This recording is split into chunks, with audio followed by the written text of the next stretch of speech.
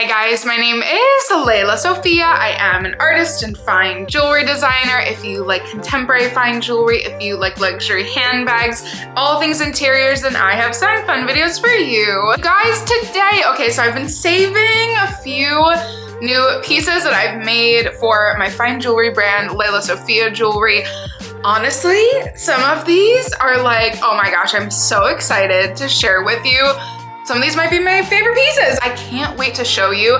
We've widened the range a little bit, so there's even gonna be some home objects. Oh, it's so exciting. If you guys are new here, thank you so much for tuning in. I can't wait to see you in all of my future videos. Make sure that you like this video, subscribe to my channel, follow me on Instagram at Léla Sophia Jewelry. I put up videos every Wednesday, Friday, and Sunday, and so I cannot wait to see you guys in the next one. Okay, so to start off, this is a collection that I kind of introduced and showcase a lot on my Instagram at Léla Sophia Jewelry.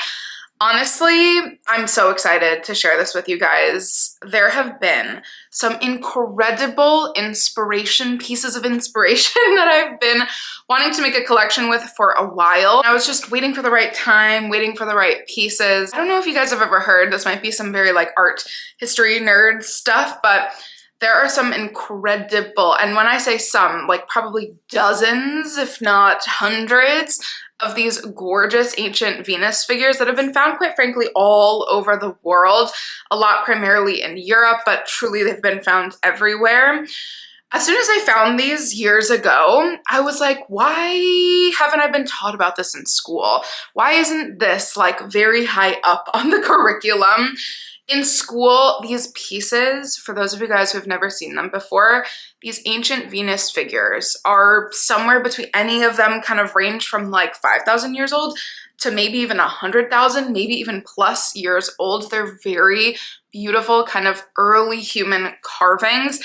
And these beautiful, kind of voluptuous, curvy women were thought to be the pinnacle of beauty.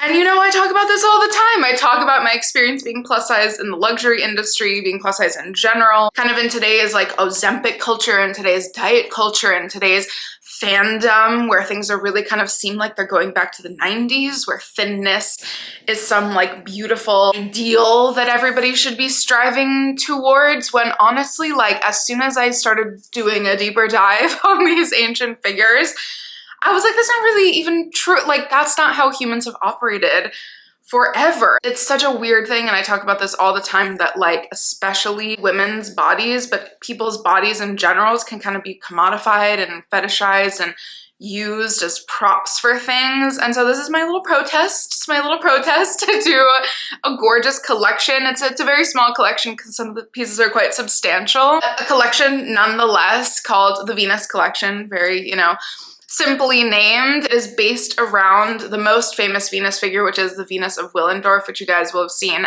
I wore a lot of. This is one of the most fun parts of being a designer, is you get to wear your samples.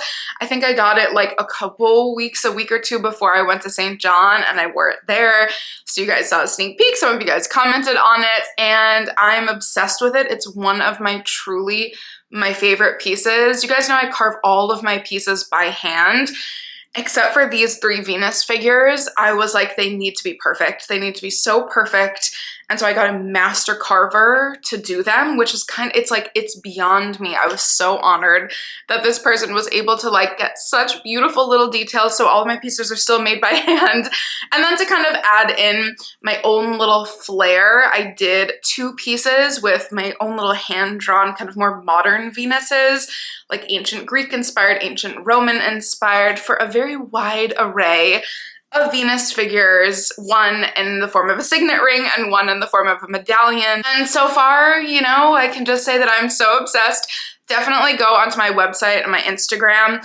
I did an incredible shoot where I modeled, which doesn't happen that often, but I do sometimes. I wanted to really make sure that, you know, the bodies that I was talking about that I'm representing are being represented. I did a shoot alongside the incredible Ike Slimster, who I love and who's just like such a genuine, amazing human being. I was so honored. We actually like randomly met during Fashion Week.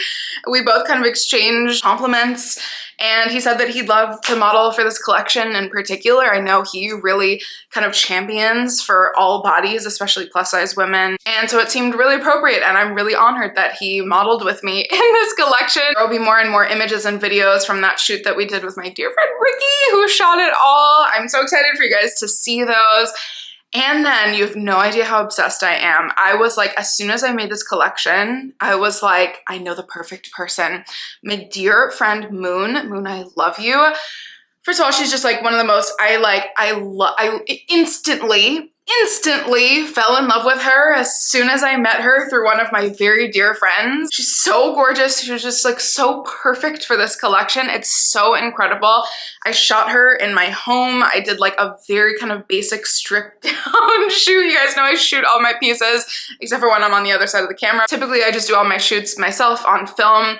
And that shoot is like, honestly, I don't like to pick favorites, but that shoot is my favorite one that I've ever done. And so Moon is now like the gorgeous image on my homepage and on my Instagram, so go check it out. I'm so excited about that entire collection, and it's just an honor to be able to share it with you guys. And then, you know, when inspiration strikes, there's been a piece on my mind for a very long, like honestly, a very, very long time, quite frankly. And I wanted it to come when it naturally came. I'm wearing our newest jumbo medallion, which, you guys, I am so in love with this. I actually wore it as a bracelet on kind of, I bounced it around between both my wrists when I first got it. And then I loved it so much that I was like, no, she needs to be on my neck for the time being. I might, you know, I always switch things up very subtly. It is so yummy and chunky. I've always wanted to do like a really, really large medallion. You guys know one of my favorite pieces, like honestly, one of my most cherished pieces in my entire collection is my gigantic vintage Donna Karan medallion that my aunt gifted me before she passed away. I've worn that thing constantly, and it is custom jewelry, and so the plating has kind of rubbed off with me wearing it for the last like 9 years.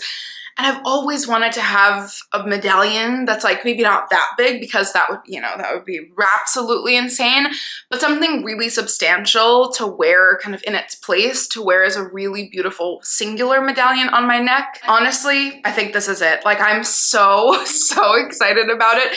I made it very, very, very organic. All my pieces are organic, but this one is even more so. And the coolest thing about it is that I left it completely blank so that you, the buyer, the client, the person who's going to keep it and wear it, can have anything engraved into it.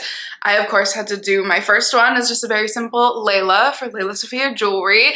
I just made my mom one with an S, which is so stunning.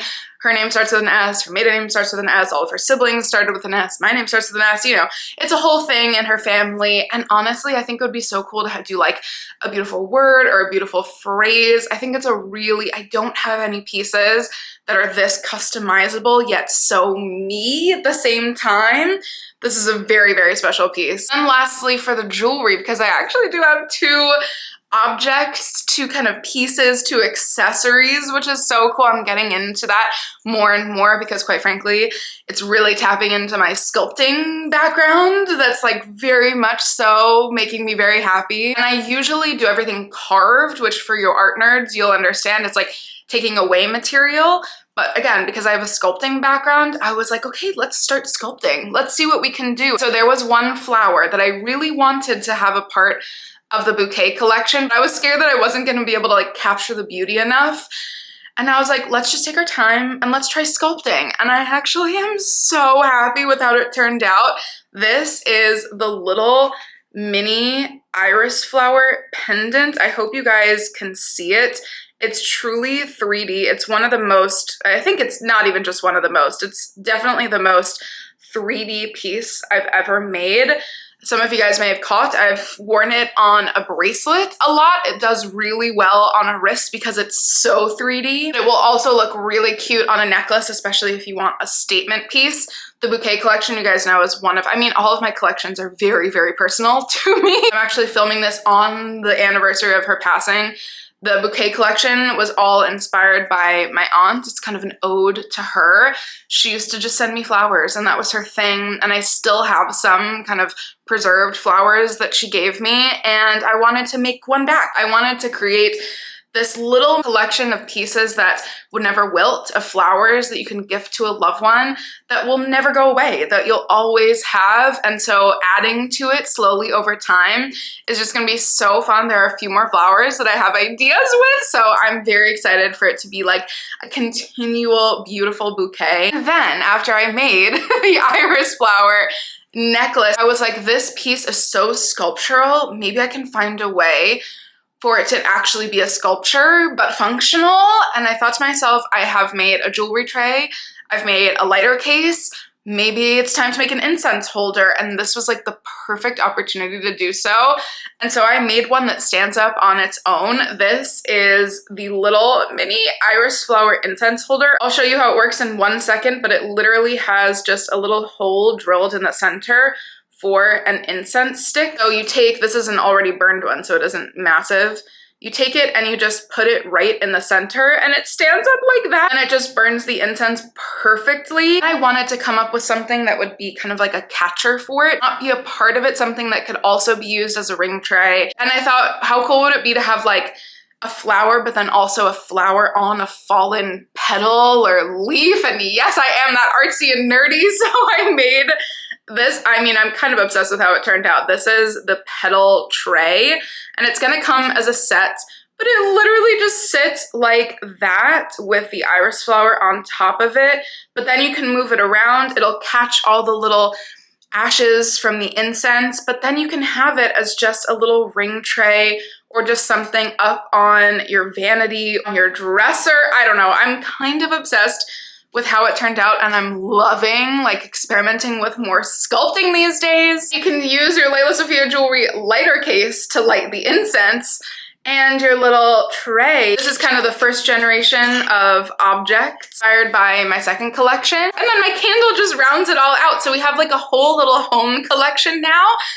I don't know, guys. I don't know if I'm just like really nerding out right now, but it's really making me so happy. I have them all like placed throughout my home in different areas and I'm kind of obsessed. I'm definitely gonna continue doing more of this idea. And my last piece, because you know, I can't help but show it again because you guys have seen it, but it's also new. So I'm so excited to share with you guys again. This is our first bag charm that we made. Currently I have it on my vintage Kelly. As you can see, I've been wearing it exactly like this, with the top kind of open with my little vintage Hermes elephant cadena.